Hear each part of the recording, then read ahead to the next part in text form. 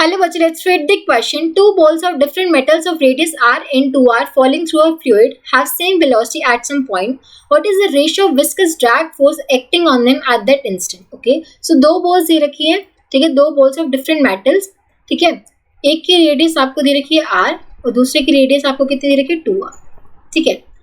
Falling through a fluid have same velocity at some point, ठीक है, किसी instant पे दोनों की जो वेलोसिटी है, हमें किसी इंस्टेंट पे दोनों की वेलोसिटी क्या दे रखी है, सेम दे रखी है v. हमें बताने कि उस इंस्टेंट पे जो विस्कस ड्रैग फोर्स एक्ट कर रहा होगा वो क्या होगा. अब देखो जो विस्कस ड्रैग फोर्स है उसका फॉर्मूला क्या होता है, 6 pi coefficient of viscosity radius into में वेलोसिटी, ठीक है.